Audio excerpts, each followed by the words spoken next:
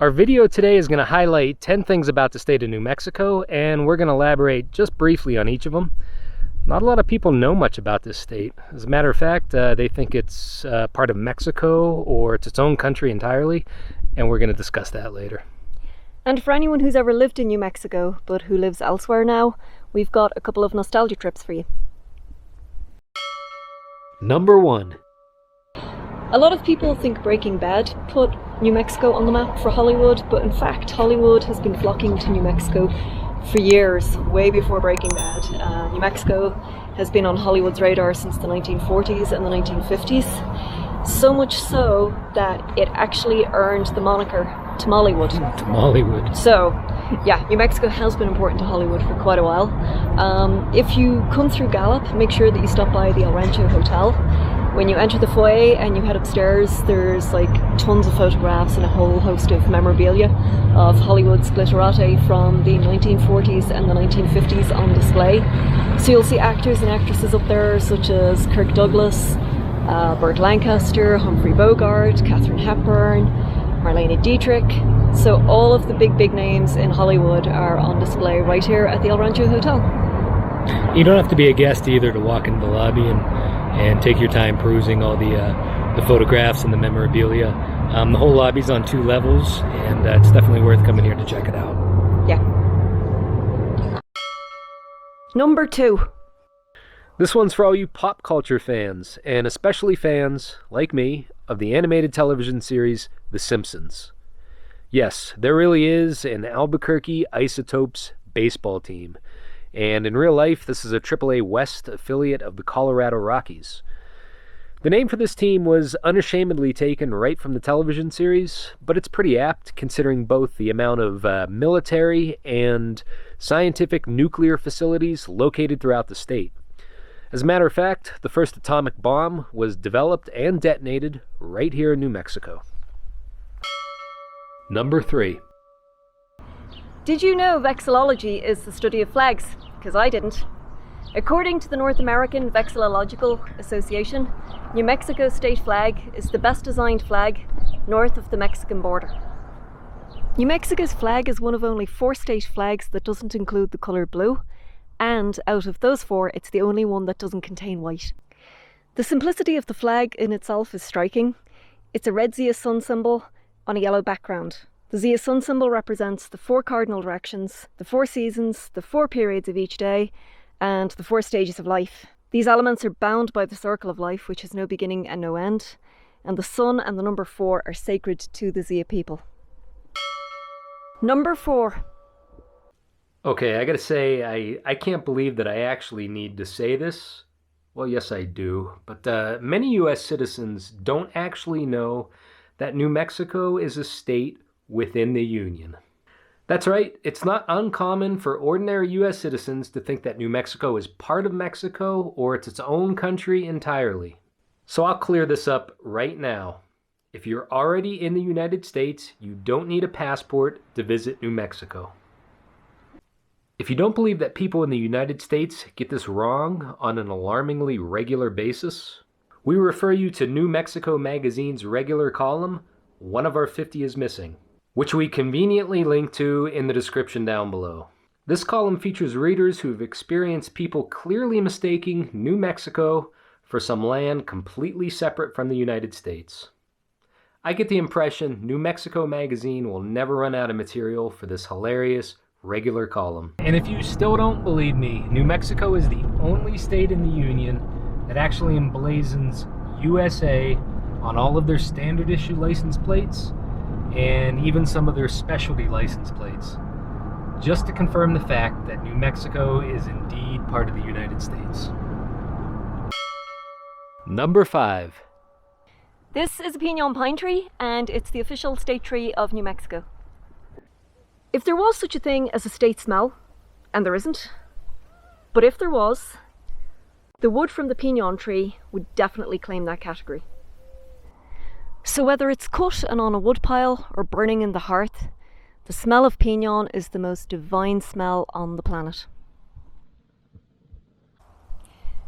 If you're originally from New Mexico but now live elsewhere, This is a smell that will always transport you back to New Mexico. These are Pinyon Pine nuts. In late September and early October, people gather these nuts and they roast and salt them in their shells. Around this time of year, you'll even find roadside vendors selling them. They're considered a bit of a local delicacy, and here in New Mexico, you can even find Pinyon coffee. Number 6. This state is simply full of amazing and interesting factoids. For example, the Spanish established themselves in the area that is now New Mexico at least 80 years before the Pilgrims landed at Plymouth Rock.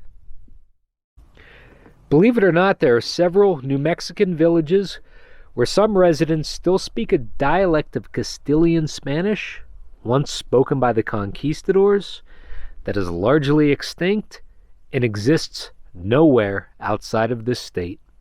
The Palace of the Governors in Santa Fe, dating back to 1610, is the oldest continuously occupied public building in the entire United States. Although it has moved on from its very humble beginnings, Microsoft was founded in Albuquerque in 1975. Folks may know little about New Mexico, but Microsoft without a doubt is known the world over. And that's an interesting segue into this next factoid. New Mexico is a state with one of the most PhDs per capita in the entire country. And finally, the world's largest hot air balloon event is held in Albuquerque, New Mexico each October. This is also the most photographed event of any kind in the entire world. Number 7. So contrary to what most people think, New Mexico is not all desert. There are areas of alpine greenery. However, New Mexico does have a dry climate with low humidity. You've heard the expression, it's a dry heat. So if you're spending any time in New Mexico, here's a few tips for you. Stay hydrated. Drink lots of water.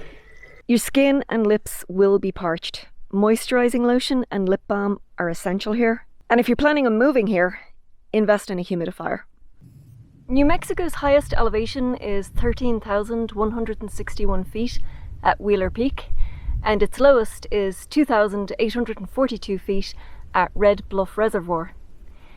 If you're visiting New Mexico from lower elevations, you may want to give yourself a chance to acclimatize, especially if you plan on going hiking. You will find yourself short of breath fairly easily. Some people even get altitude sickness. And finally, New Mexico is notoriously windy in spring. If you're prone to pollen allergies, they're more than likely going to kick into high gear. Be prepared. Number 8. Comfort food, gas, and convenience stores. They don't always fit together, unless you're talking about Alsup's in New Mexico. Many New Mexicans who have moved away, or even those who still live here, simply long for the ready-made burritos, chimichangas, and oddly enough, deep-fried pizza from Alsup's convenience stores. This chain, founded in Roswell in 1956, is now owned by an out-of-state group, but it's still a New Mexican favorite for many. Just a little side note, Alsup's was the first gas station chain to feature self-service pumps. And speaking of comfort food in New Mexico, you really need to get to know Blake's Lotaburger. Like Alsup's, this is another New Mexico success story, serving one of the state's most sought-after foods, the green chili cheeseburger. The first Blake's opened in Albuquerque in 1952, and today there are more than 60 locations throughout New Mexico. Number 9. Only New Mexico has a state question, and that is, red or green? It's estimated that it's asked between 175,000 and 200,000 times per day, mostly in restaurants. Simply put, you're being asked if you would like red or green chili on your meal. Now, there are actually 3 potential answers. Those answers are red, or green, or Christmas, which is a combination of red and green. The chili in question is the chili pepper, which is also an official vegetable of the state. Here in New Mexico, chilies are serious business. Not only are they a staple in almost every aspect of food and drink, including milkshakes, beer, and wine. But there's even a chili pepper institute at New Mexico State University. So if you don't want to upset a New Mexican, make sure you get the spelling correct. Chile.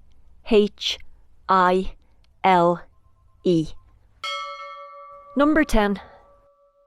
New Mexico is absolutely ground zero for all sorts of road trips. Choose from plenty of natural attractions, miles and miles of scenic drives, hundreds of historic attractions, classic Route 66 Americana, out-of-this-world oddities, and certainly enough quirky attractions, like this guy behind me in Gallup, to keep you road tripping through New Mexico for a long time.